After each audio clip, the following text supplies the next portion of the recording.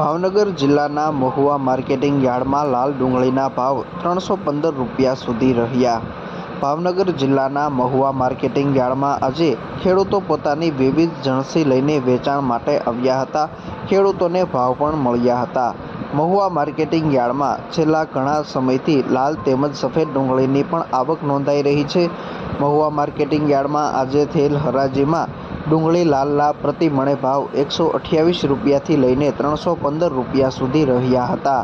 ગઈકાલની સરખામણીએ તેના ભાવમાં 2 રૂપિયાનો ઘટાડો નોંધાયો છે, જ્યારે 2780 કટ્ટા ડુંગળીનું વેચાણ કરવામાં આવ્યું હતું। આ સાથે જ યાર્ડમાં આજે સફેદ ડુંગળીના ભાવ 135 રૂપિયાથી લઈને 200 રૂપિયા સુધી રહ્યા હતા। ગઈકાલની સરખામણીએ તેના ભાવમાં 34 રૂપિયાનો ઘટાડો નોંધાયો હતો। આજે 271 કટ્ટા સફેદ ડુંગળીનું વેચાણ કરવામાં આવ્યું હતું। આ સાથે આજે મહુવા માર્કેટિંગ યાર્ડમાં નારિયેળના 21,605 નંગનું વેચાણ કરવામાં આવ્યું હતું, જેના ભાવ 814 રૂપિયાથી લઈને 3,180 રૂપિયા સુધી રહ્યા હતા। નારિયેળના ભાવમાં ગઈકાલની સરખામણીએ 320 રૂપિયાનો ઘટાડો નોંધાયો છે। આ ઉપરાંત આજે ઘઉં ટુકડાના પણ 131 કટ્ટાની આવક નોંધાઈ હતી। તેના ભાવ 519 રૂપિયાથી લઈને 578 રૂપિયા સુધી રહ્યા હતા। ઘઉં ટુકડાના ભાવમાં ગઈકાલની સરખામણીએ સામાન્ય ઘટાડો નોંધાયો હતો। આ સાથે જ આજે મહુવા માર્કેટિંગ યાર્ડમાં સફેદ તલના ભાવ 1,372 રૂપિયાથી લઈને 2,030 રૂપિયા સુધી રહ્યા હતા। તેના ભાવમાં ગઈકાલની સરખામણીએ 35 રૂપિયાનો વધારો નોંધાયો છે, જ્યારે આજે તલ કાળાની પણ આવક નોંધાઈ હતી। તેના ભાવ 1,800 રૂપિયાથી લઈને 3,893 રૂપિયા સુધી રહ્યા હતા।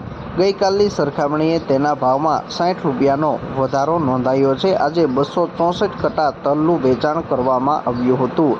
આ સાથે જ ચણાનો ભાવ 595 રૂપિયાથી લઈને 1,191 રૂપિયા સુધી રહ્યો હતો। આજે 48 કટ્ટા ચણાનું વેચાણ કરવામાં આવ્યું હતું। આ સાથે જ મહુવા માર્કેટિંગ યાર્ડમાં આજે બાજરીની પણ આવક નોંધાઈ હતી। માર્કેટિંગ યાર્ડમાં આજે 313 કટ્ટા બાજરીની આવક નોંધાઈ। તેના ભાવ પ્રતિ મણે 251 રૂપિયાથી લઈને 610 રૂપિયા સુધી રહ્યા હતા। આ ઉપરાંત આજે જીરુની પણ 1 કટ્ટાની આવક નોંધાઈ હતી। તેના ભાવ 3,450 રૂપિયા સુધી પ્રતિ મણે રહ્યા હતા। આ સાથે જ માર્કેટિંગ યાર્ડમાં આજે સોયાબીનના 3 કટ્ટાની આવક નોંધાઈ હતી। તેના ભાવ 839 રૂપિયાથી લઈને 844 રૂપિયા સુધી રહ્યા હતા। ખાસ કરીને મહુવા માર્કેટિંગ યાર્ડમાં આજે થયેલ હરાજીમાં લાલ તેમજ સફેદ ડુંગળીના ભાવમાં સામાન્ય ઘટાડો જોવા મળ્યો।